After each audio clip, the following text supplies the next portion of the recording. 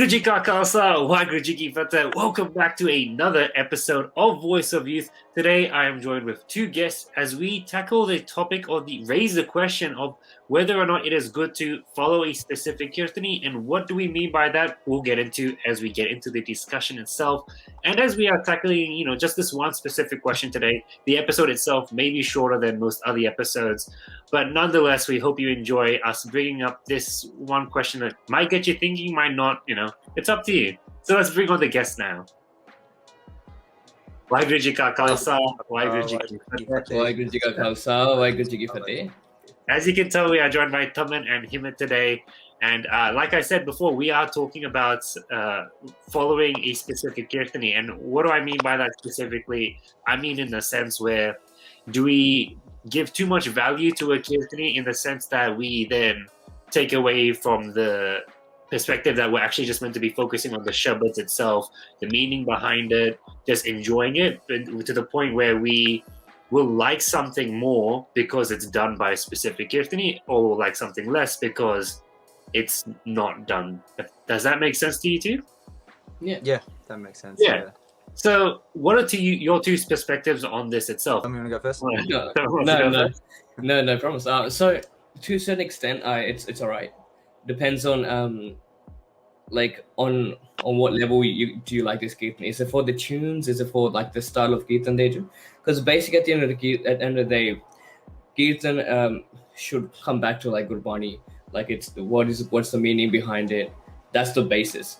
But then also, like sometimes it happens to a point where people will listen to kirtani because of their jivans. Because some people who work on their jivans, you can see the difference between how they do kirtan and someone who does kirtan just kirtan karte hain. So you can see the differences. So sometimes that is one of the factors. But if you're just going for straight or for the tunes or like if this sounds good, that's, to me, I feel like that's 50-50. But overall, like it's all right. It's all right. There's nothing wrong with it's just a human factor where something appeals to you compared to someone else, something else. They might be looking to something else that might appeal to them. So when you say it's 50-50, what would sway it to either side? What would sway it to being, a fine thing, which is good, or like the human side of it, like you said, but what would sway it to be something which we don't think is a good thing to do? It happens pretty often is, for example, we're going to a Rance bike program and the kirtan starts at 6 p.m. and then but your favorite kirtani is doing kirtan at 11 p.m.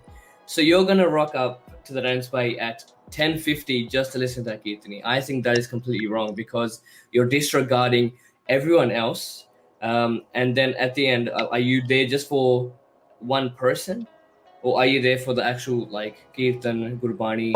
Are you there to learn and experience experience sangat? So like if you're just after the person, after like this style of kirtan, and you're just gonna be like, oh, I like him because of this and that, which is all like materialistic things, then I will say no, it's not a good thing. Whereas if for example, Parminder Paji is one of my favorite kirtanis, but I'm not just gonna be like, oh, he's my favorite, I'm not only gonna listen to him, I'm only gonna sit up for his kirtan. Personally, I would be like, no, everyone does good kirtan.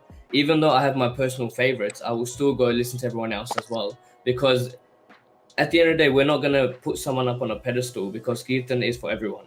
Everyone does kirtan. They have different style, different ways. As I said, everyone has different appeals on way of doing their kirtan. Like as I said, the human factor, sometimes something appeals to you for a good voice or a good tune. That's still all right. But the main concept should be like Gurbani. The main focus should be Gurbani. What are your thoughts on this, Himmat? So I do agree with some of the points Taman brought up. And for me personally, and with the Singhs that we've done sangat with, and just the learning, upbringing that we've grasped over the years, when it comes to kirtan, kirtan's a very untouchable topic.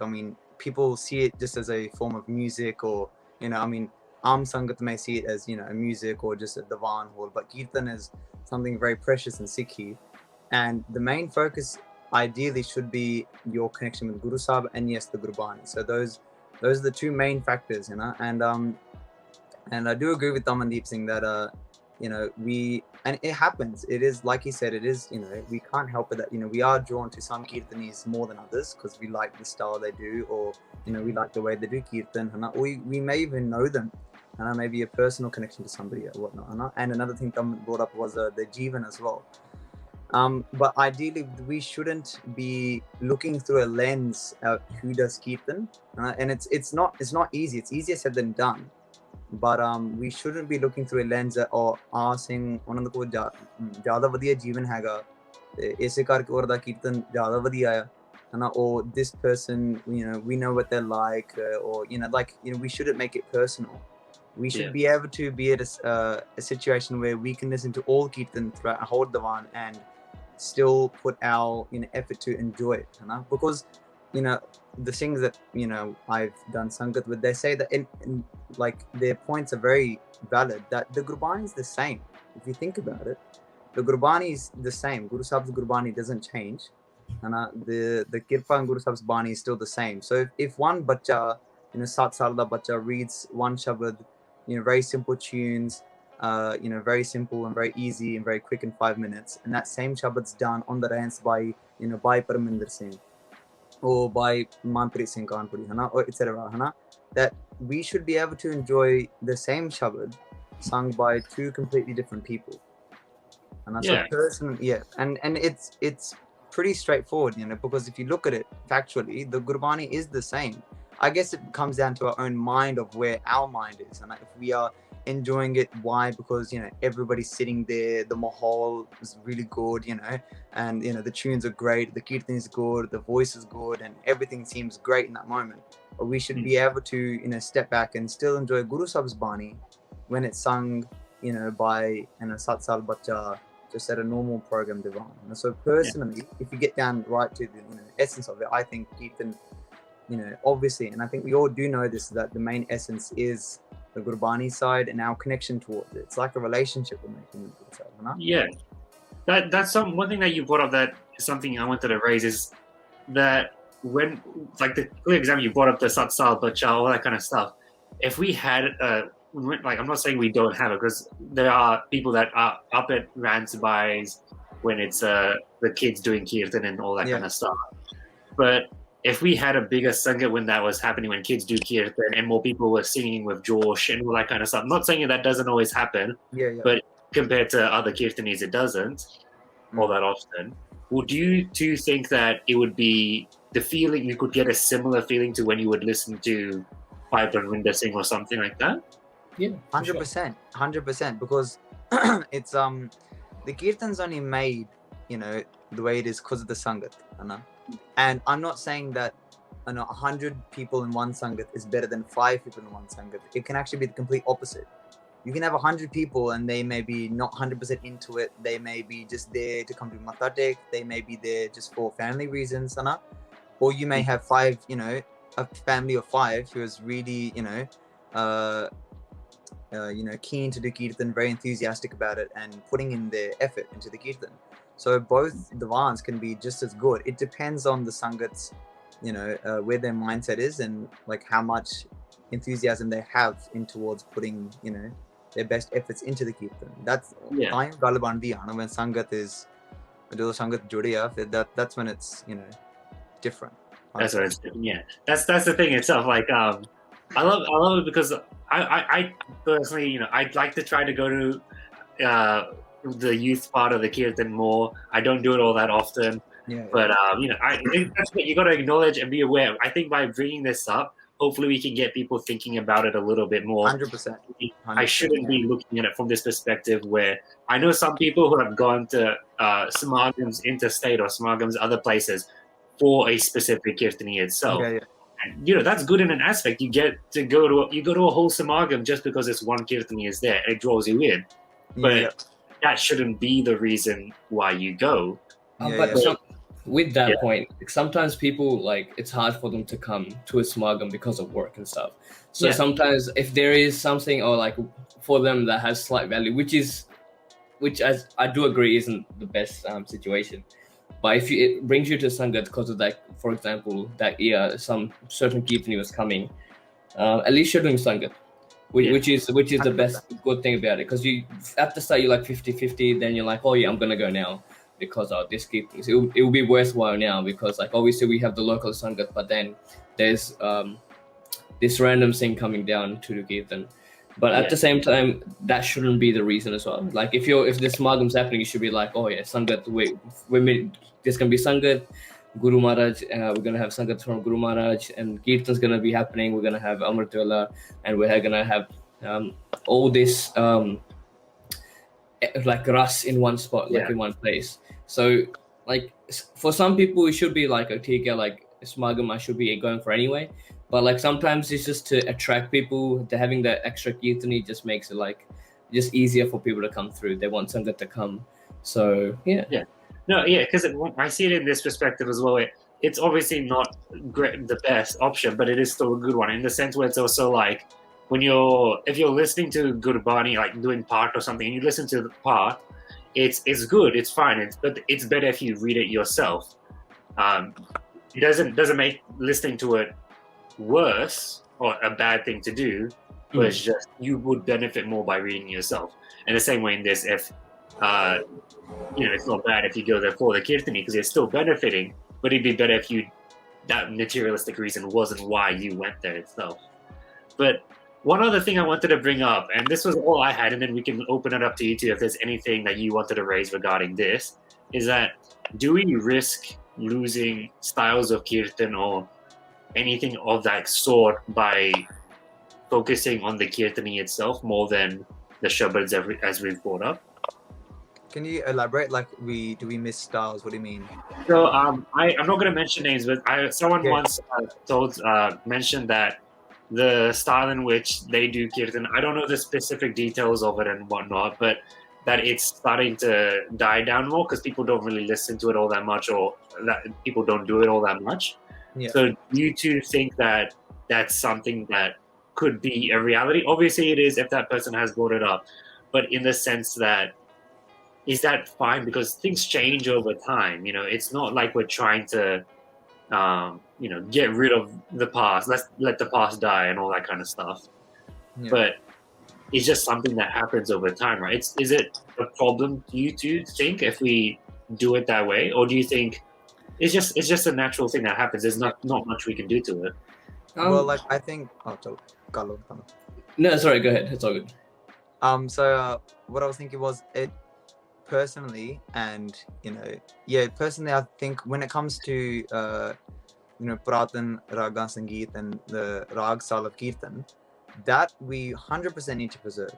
And we've all three of us have met people that are very strong-willed on trying to preserve that today, and that's a prime example. And it does happen, because if the Sangat don't tend to go to these programs or don't tend to promote these kirtanis or call them out to their countries, people aren't going to go into that line of kirtan and practice it or learn it, because they may think it's not in, or they may think it's not fashionable, or they may think it's not happening anymore, it's not modern, we need to keep up with date, or there may not be actually people to teach it due to the lack of demand. And only regarding this category of Rag Kirtan so heavily is because we need to preserve that. Why? Because the Guru Sahibs, they did Kirtan in that form of Kirtan, with Pratan, Raga, Sangeet, and Tanti Saj, etc. They've written Gurbani in Rag, and we do need to preserve that. So it is true, it does happen, and it is happening as well, that because as time of age changes, we probably aren't listening to the style of Kirtan more than as per others.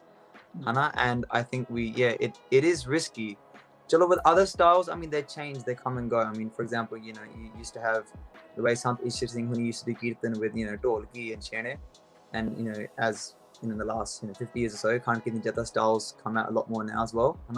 And you still have normal style Kirtan, you still have Rag style Kirtan. There's not many, but there are still a variety. And some are more promoted than others, some are more popular than others. And that's fine, and that's going to happen, and that's going to keep changing. But I think just as the one of Rag Kirtan, we most definitely need to preserve. Most definitely, without a doubt. Why? Because Guru Sahibs taught us, and did Kirtan in that style themselves. Solely for that reason, yeah. Were you going to say something similar, Taman? Yeah, I do agree, because we have lost a lot of compositions of like from Guru Maharaj's time. There's only a couple left that have been preserved. So there is a concern of losing some styles, but I feel like nowadays it's a bit hard. It's a bit harder to lose. Even if we do lose it, there's a lot of recordings and stuff that are online now. Maybe back 30 years. If that was like we had social media or we had YouTube and stuff like that, we could have saved some of the compositions that we lost. But overall, it's not too bad. Like I feel like it's very diverse around Sikhi, like on the styles of Kirtan. So and yeah, I agree with him. At like rag wise, we have to maintain that, and it is being maintained. For example, 15 years ago in Australia, we wouldn't have a lot of Tanti Saj players. We would have had just basic harmonium and tabla. That's what, from when I came to Australia, we didn't have anyone that really played Dilruba, Taus and that. But then they brought in people from like Jyoti Kala and stuff like that to make sure that if people are interested, they start learning. And after that, Bhai Satnam Singh came. There was Bhai Manveer Singh. Even from Sydney, Manveer Singh, that he learns. He does a lot of rag Kirtan as well. I feel like in Australia now, it's just got a good trend of like maintaining the rag aspect, and it's pretty diverse with Khan Kirtan Jatha and like Nihangs, Tiksals. Like it's, I don't think we'll lose different styles that quick. Yeah, I totally agree. When you bring up that perspective of, we have all these recordings as well. That's something I just didn't think of. But almost everything, I should say, can be recorded in an almost 100% safe way. That I live with the idea that once something's online, it's always online. There's always a way to find it. Yeah. But if we ever put anything online, there's no chance that we'd lose it unless something huge happens, I guess. Yeah, exactly. Yeah. Was someone gonna say? Wait, Himmat, were you gonna say something else before I spoke, or was that did I just hear something? No, I think I was just agreeing. Yeah, you're right. Yeah. All right, sweet. Well, thank you for everyone for joining us. Thank you to the two guests. A nice, real quick episode. I can't believe 18 minutes have already flew past like that. But nonetheless, hopefully you've enjoyed us bringing up this topic about, exploring, following Kirtanis, and then dabbing a little bit into do we lose styles and whatnot was the end of this episode itself. So hopefully you've enjoyed it. Hopefully you've thought about something, and hopefully we can start thinking more about, when we go to a Kirtan program, being more aware about, trying to enjoy it for the Guru Shabbat itself instead of for the person who's singing it. So thank you once again to the two guests for joining me. Thank you to all the singers. Please like the video, comment down below your own thoughts, and share the video, with everyone else. For the last time for this episode itself, I'd like to laugh at there. Waheguru Ji Ka Khalsa.